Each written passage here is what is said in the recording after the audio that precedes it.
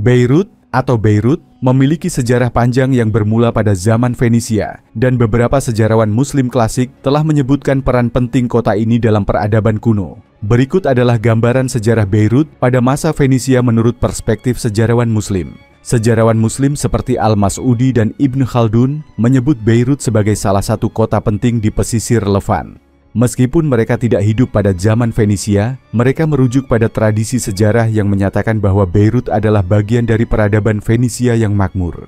Al-Mas'udi dalam Muruj al-Dhahab menyebut bahwa Fenisia adalah bangsa pelaut yang mendirikan banyak kota pelabuhan, termasuk Beirut. Ibn Khaldun dalam kitab Al-Ibar mencatat bahwa Beirut adalah salah satu kota tua yang dibangun oleh bangsa kuno sebelum Islam, dan ia mengaitkannya dengan peradaban Kanaan yang identik dengan Fenisia. Menurut penelitian arkeologi dan referensi sejarah, Beirut, dikenal sebagai Biruta dalam bahasa Fenisia, adalah Beirut menjadi salah satu pusat perdagangan Fenisia, meskipun tidak sebesar Tirus, Sur, atau Sidon, Saida. Sejarawan Muslim mengakui bahwa Fenisia adalah bangsa yang ahli dalam navigasi, perdagangan, dan pembuatan kapal. Beirut turut berperan dalam jaringan perdagangan Mediterania. Penaklukan oleh bangsa lain, Beirut kemudian dikuasai oleh Asyur, Babilonia, Persia, lalu Alexander Agung, sebelum akhirnya jatuh ke tangan Romawi. Beberapa riwayat dan legenda Islam menghubungkan Fenisia dengan Nabi Nuh alaihissalam atau kaum Kanaan yang dianggap sebagai leluhur bangsa Fenisia. Misalnya, kisah Nabi Hud alaihissalam yang diutus kepada kaum Ad kadang dikaitkan dengan wilayah pesisir kuno, meskipun ini masih diperdebatkan.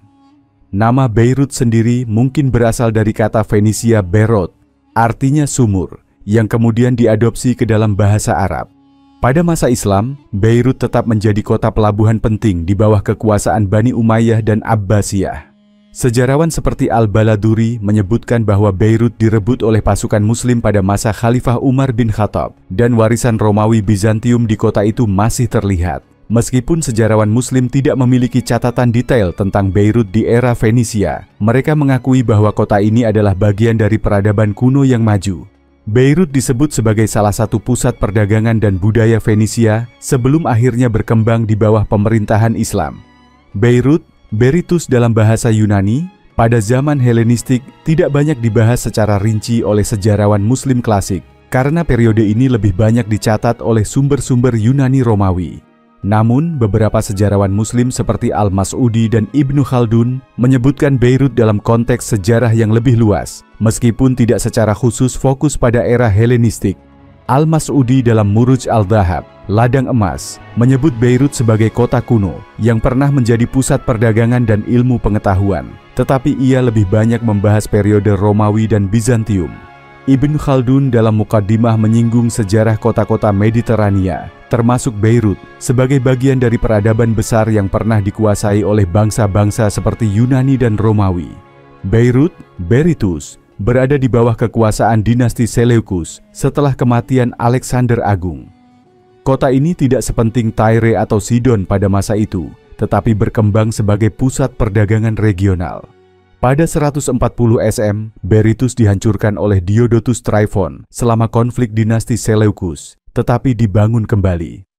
Pada 64 sebelum Masehi, Beirut jatuh ke tangan Romawi di bawah Pompei, mengakhiri zaman Helenistik. Sejarawan Muslim lebih fokus pada periode Islam atau masa Romawi Bizantium Beirut, sementara era Helenistik lebih banyak dibahas dalam sumber Yunani dan Romawi. Namun, mereka mengakui Beirut sebagai kota kuno yang memiliki sejarah panjang sebelum Islam. Beirut pada zaman Romawi kuno merupakan kota penting di wilayah Fenisia, dan sejarawan Muslim klasik memberikan beberapa catatan tentangnya. Berikut adalah gambaran sejarah Beirut pada masa Romawi berdasarkan pandangan sejarawan Muslim. Sejarawan Muslim seperti Al-Maqdisi dan Yaqut Al-Hamawi menyebutkan bahwa nama Beirut berasal dari bahasa Kanaan Fenisia, Berytus dalam sumber Romawi. Yaqut Al-Hamawi dalam Mu'jam Al-Buldan menulis bahwa Beirut adalah kota tua yang telah ada sejak zaman kuno, dibangun oleh bangsa Fenisia sebelum dikuasai Romawi. Ibnu Khaldun dalam kitab Al-Ibar menyebut bahwa Romawi menjadikan Beirut sebagai pusat administrasi dan militer di wilayah Syam, Suriah. Beirut dikenal sebagai Kolonia Julia Augusta Felix Berytus di era Romawi, dan sejarawan Muslim seperti Al-Baladuri mencatat bahwa kota ini makmur di bawah pemerintahan Romawi. Al-Mas'udi dalam Muruj al-Dhahab menyebut bahwa Beirut menjadi pusat studi hukum Romawi, School of Roman Law, yang terkenal pada abad ke-3 Masehi. Sekolah ini menarik pelajar dari seluruh kekaisaran, termasuk dari wilayah Arab.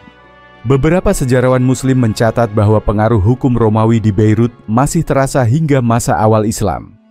Al-Tabari dan Ibnu Al-Athir menyebutkan bahwa Beirut mengalami kehancuran besar akibat gempa bumi pada tahun 551 Masehi yang menghancurkan bangunan-bangunan Romawi, termasuk sekolah hukumnya.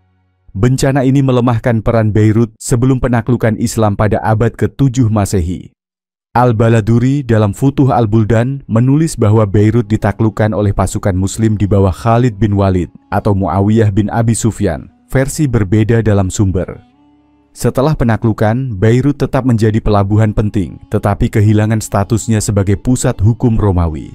Menurut sejarawan Muslim, Beirut pada zaman Romawi adalah 1. Kota penting dalam administrasi dan pendidikan Romawi. 2. Pusat studi hukum yang diakui secara internasional. 3. Hancur oleh gempa bumi sebelum Islam, lalu dibangun kembali di era Islam. Sumber-sumber Muslim seperti Al-Baladuri, Yaqut Al-Hamawi, dan Al-Mas'udi memberikan gambaran yang selaras dengan catatan arkeologi Romawi, meskipun dengan penekanan pada peristiwa yang relevan dengan narasi sejarah Islam. Beirut pada masa Kekaisaran Bizantium, Kekaisaran Romawi Timur, memainkan peran penting sebagai pusat intelektual, perdagangan, dan keagamaan. Menurut sejarawan Muslim seperti Al-Baladuri, Ibn Khaldun, dan Al-Maqdisi, Beirut berkembang sebagai kota penting di wilayah Syam, Levan, sebelum penaklukan Islam. Pada abad ke-6 Masehi, Beirut dikenal sebagai pusat studi hukum Romawi di bawah Bizantium. Sekolah hukum Beirut, Berytus Law School, sangat terkenal dan menarik pelajar dari seluruh kekaisaran. Namun, menurut catatan sejarawan Muslim seperti Al-Baladuri dalam Futuh Al-Buldan, sekolah ini hancur akibat gempa bumi besar pada tahun 551 Masehi yang melemahkan pengaruh intelektual kota itu sebelum kedatangan Islam.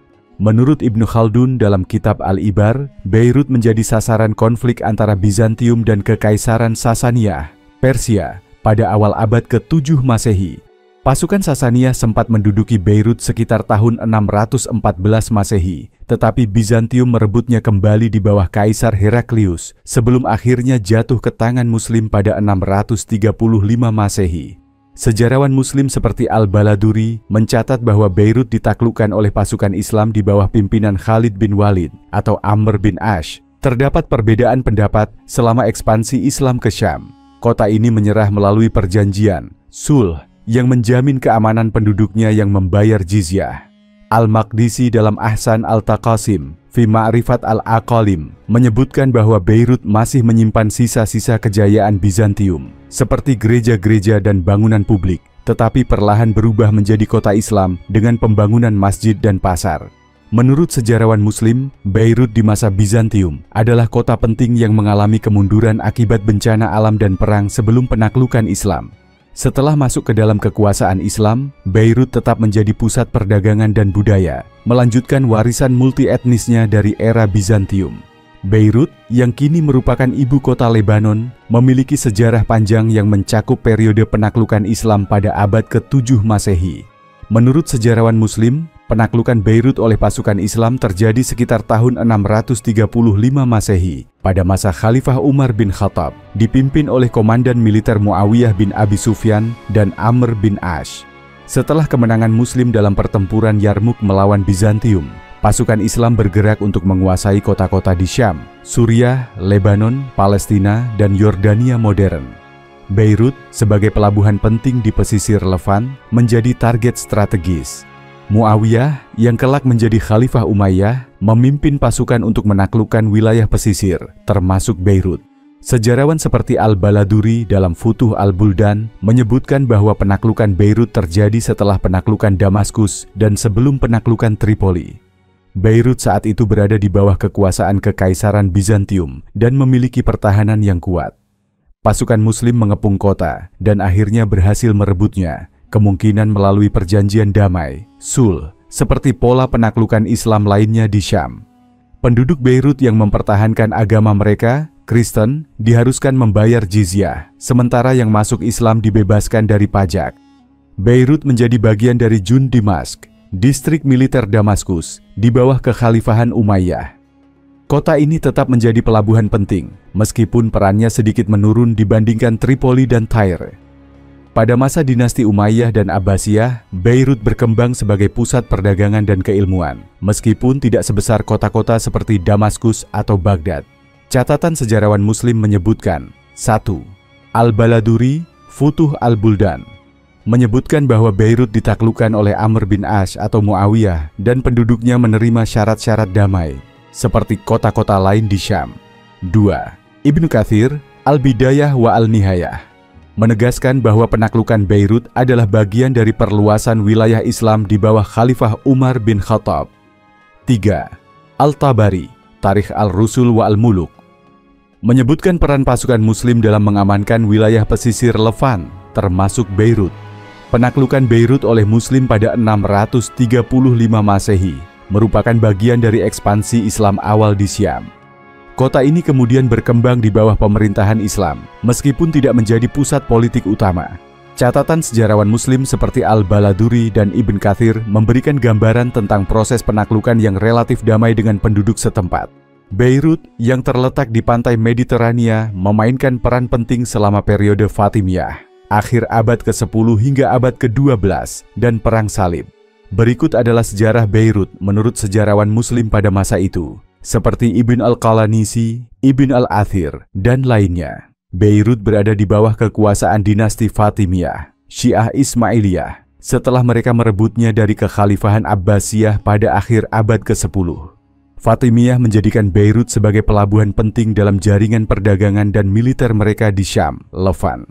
Beirut menjadi titik penghubung antara Mesir dan Suriah, serta basis angkatan laut Fatimiyah untuk melawan ancaman Bizantium dan later pasukan Salib. Menurut catatan sejarawan seperti Al-Makrizi, Beirut berkembang sebagai kota pelabuhan yang makmur dengan aktivitas perdagangan dan keilmuan, meskipun tidak sebesar kota-kota seperti Tripoli atau Damaskus. Setelah pasukan Salib merebut Yerusalem pada 1099, mereka bergerak ke utara untuk menguasai kota-kota pantai, termasuk Beirut. Pada 1110, Beirut direbut oleh Raja Baldwin, satu dari kerajaan Yerusalem dengan bantuan armada Venesia. Menurut Ibn al-Athir dalam Al-Kamil fi al-Tarikh, penaklukan ini disertai pembantaian terhadap penduduk Muslim dan Yahudi. Beirut dijadikan bagian dari County Tripoli, salah satu negara tentara Salib. Beirut menjadi pusat perdagangan penting bagi tentara Salib, menghubungkan Eropa dengan dunia Islam. Ibn Jubair, sejarawan dan traveler Andalusia yang mengunjungi wilayah itu pada 1180-an mencatat bahwa Beirut masih memiliki populasi Muslim yang signifikan meskipun di bawah kekuasaan Kristen. Kota ini diperkuat dengan benteng-benteng untuk menghadapi serangan dari pasukan Muslim. Setelah kemenangan gemilang Salahuddin Al-Ayyubi, Saladin dalam pertempuran Hattin, banyak kota-kota tentara Salib jatuh, termasuk Beirut. Menurut Ibn al-Athir, Salahuddin membebaskan Beirut tanpa pertumpahan darah besar karena penduduknya menyerah. Namun, tentara Salib merebut kembali Beirut pada 1197 setelah kematian Salahuddin, dan kota ini tetap di bawah kendali mereka hingga pertengahan abad ke-13. Pada 1291, Sultan Mamluk Al-Ashraf Khalil merebut Beirut dalam kampanye besar-besaran untuk mengusir tentara Salib dari wilayah Syam. Ibnu Abd al-Zahir, sejarawan resmi Mamluk, mencatat bahwa kota ini dihancurkan sebagian untuk mencegah kembalinya pasukan Salib. Ibn al-Qalanisi dalam Da'il Tarikh Dimask mencatat penaklukan Beirut oleh tentara Salib dan dampaknya terhadap penduduk Muslim.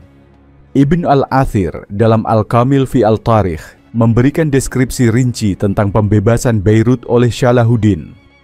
Abu Syama dalam kitab Al-Raudatain menyoroti perjuangan antara Muslim dan tentara Salib di Beirut. Beirut mengalami pergolakan besar selama periode Fatimiyah dan Perang Salib, beralih antara kekuasaan Muslim dan Kristen.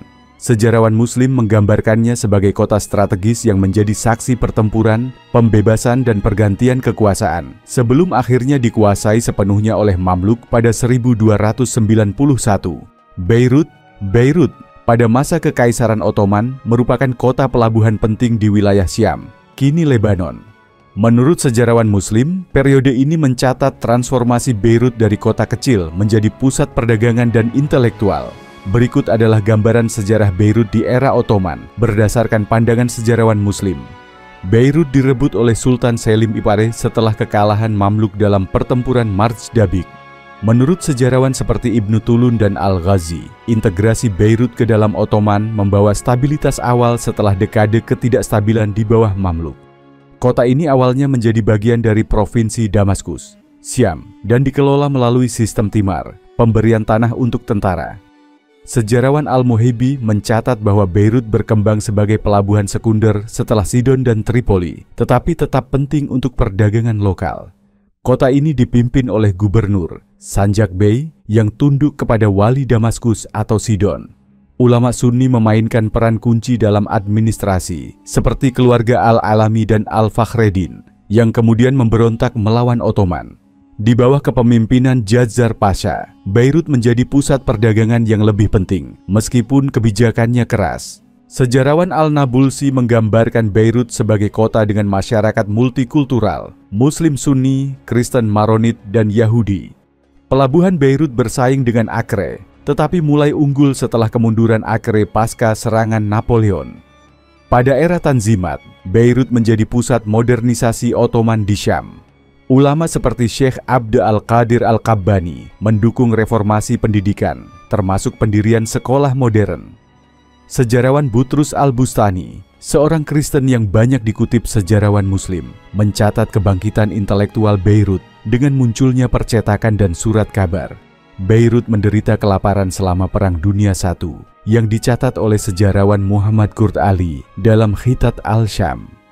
Setelah kekalahan Ottoman, Beirut jatuh ke bawah mandat Prancis, mengakhiri 400 tahun pemerintahan Ottoman. Sejarawan Muslim seperti Al-Muhibi, Qurt Ali, dan Al-Nabulsi menggambarkan era Ottoman sebagai periode dengan stabilitas relatif di bawah syariah Ottoman, kemajuan ekonomi melalui jaringan perdagangan Mediterania, tantangan seperti korupsi lokal dan intervensi asing, khususnya Prancis. Beirut di era Ottoman menjadi fondasi bagi identitas modern Lebanon, meskipun narasi sejarahnya berbeda antara perspektif Muslim, Kristen, dan sekuler. Beirut pada masa Perang Dunia I mengalami masa sulit di bawah kekuasaan Kesultanan Utsmaniyah, yang saat itu bersekutu dengan Jerman dan Kekaisaran Austria-Hongaria.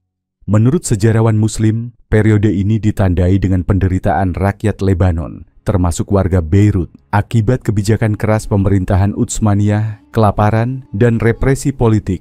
Sebelum Perang Dunia I, Beirut adalah kota pelabuhan penting di wilayah Syam, kini Lebanon, yang menjadi pusat perdagangan dan intelektual. Namun, ketika perang meletus, pemerintah Utsmaniyah memberlakukan kebijakan militer yang ketat. Jamal Pasha, gubernur militer Utsmaniyah di Suriah dan Lebanon, dikenal sebagai Al-Safah, sang penumpah darah, karena kekejamannya terhadap penduduk setempat, termasuk umat Islam yang menentang kebijakannya.